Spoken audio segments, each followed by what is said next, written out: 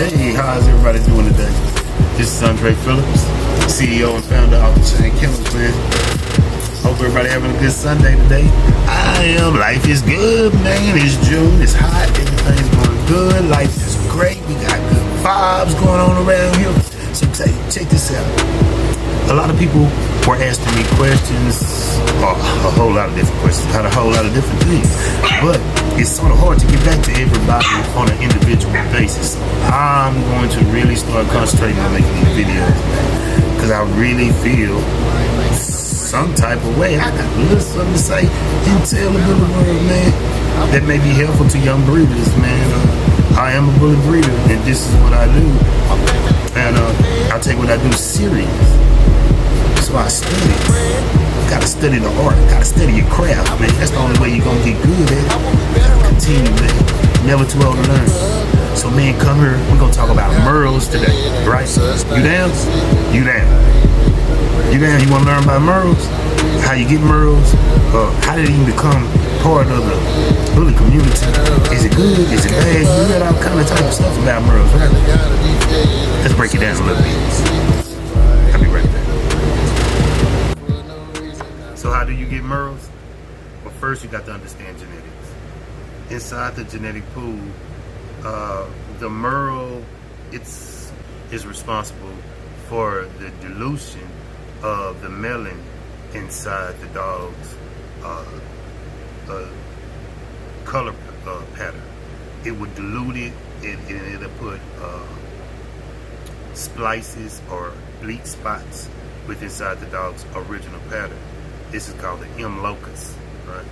And there's a very few breeds that carry this, and that's the actual trait that we're trying to assimilate inside this bully or this exotic.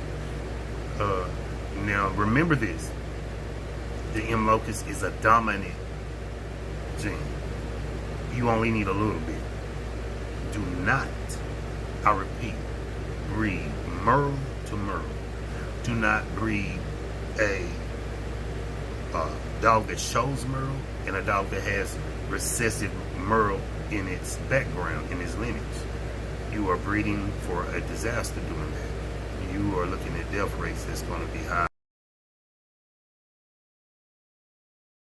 So let's crush some numbers real quick.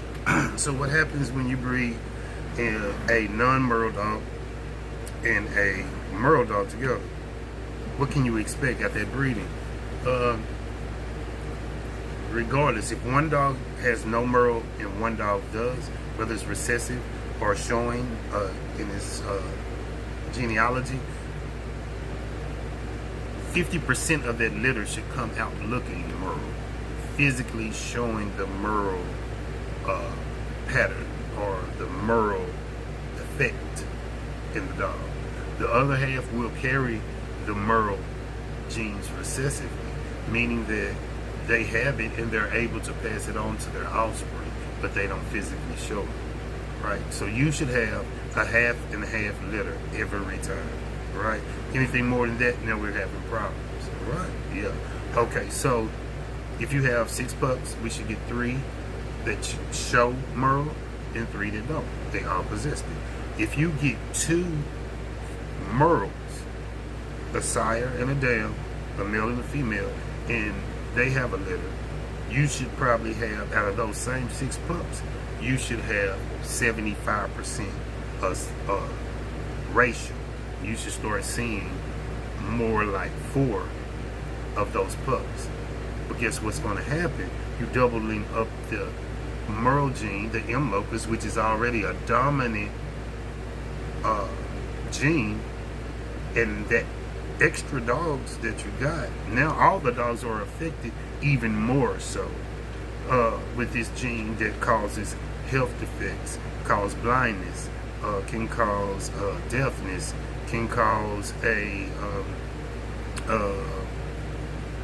cancers, even death, stillborns. So you probably start losing dogs. You'll start losing dogs doing that. And another thing I want you to catch on and look, when doing that, you'll have more dogs that have more like albinoism type of merle markings. The ones that's more white and you see the more pink around the eyes. And when you get to that point, you're almost like you're in a death zone. Do not breed those type of dogs back into that pool, period. If you breed two full dominant merles together, you should lose almost the whole lot. You know, those are facts. Those are statistics. Go check that out. Hey, in a quick note to my breeders out there, if you are breeding merles or in the mind frame that you may one day in the future breed merles, make sure you have a contract, a written form that you are giving to your customers or other kennels or whoever you're selling your dogs to. Make sure they get that form informing them, or maybe even a copy of the embark or DNA test, to inform them that the dog carries the merle genetic, even if it's not physically shown, meaning that it can throw merles. And please do not breed this dog to a merle, because you can have unpleasant or undesired repercussions. You just want that little piece of paintbrush. You're not trying to get all the health defects. So when you double up on the merle gene, you're doubling up the possibility of these effects being excessive, right? And if you breed more than one time to two merles, double merle, you subject to not even having any puppies. The whole litter condition. It causes blindness and death. It can be passed down. Now, what you do in these cases is you take that pup, which is now 50% the father, 50% the mother, half merle, half regular. Then you would take that and it would be diluted more. You would just breed it to normal dogs that does not possess the merle genetics. This in return will give you a better chance of having healthier dogs. When you get a double merle, that's not good at all. You're breeding yourself into a disaster, and you're really creating almost a genocide effect in the dog community as far as the bullies are concerned. Today is, Andre, would you breed a merle? Would you put merles in your camp and sell them to the public if you know that there's a possibility that they could have health issues and stuff like that? Yes and no. Right?